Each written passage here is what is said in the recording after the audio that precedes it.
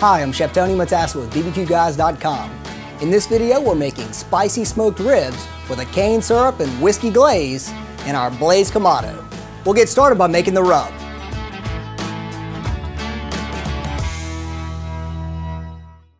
In a mixing bowl, add some kosher salt, black pepper, brown sugar, garlic powder, chili powder, paprika, ground cumin,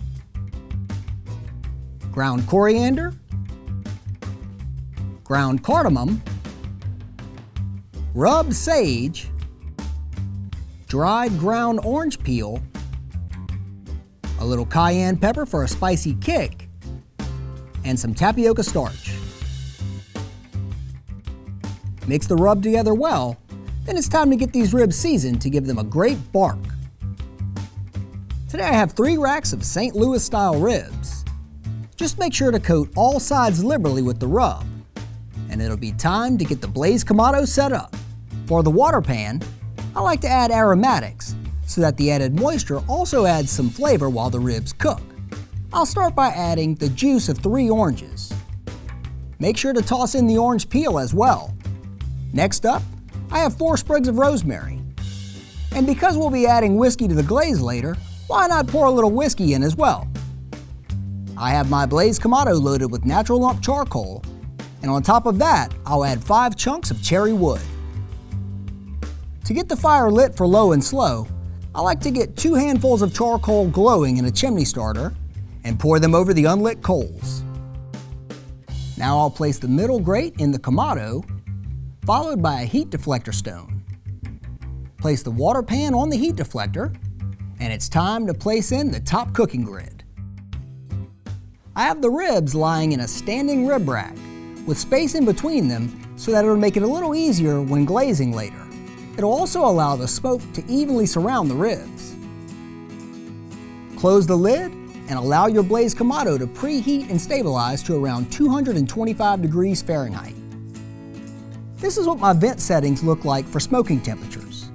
You can begin with wider settings and dial them down as you approach your target temperature.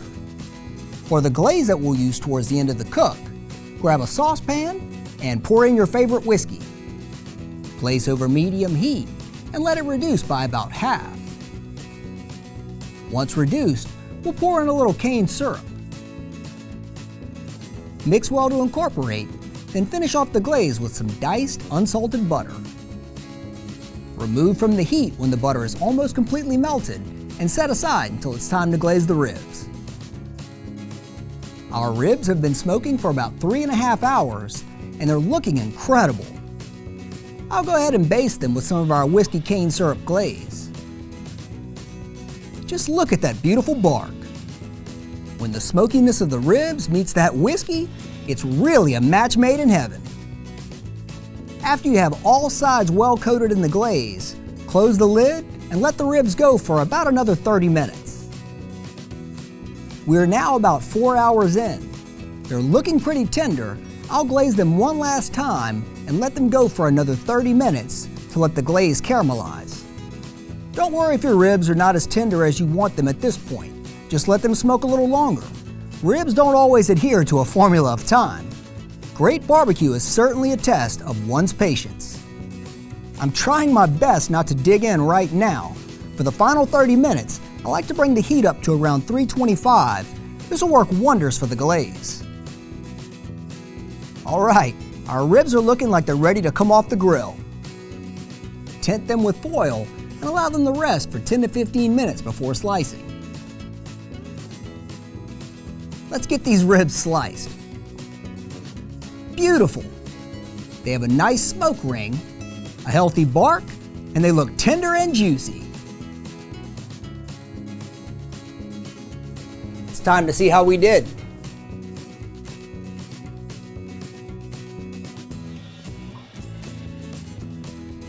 Just what I was looking for.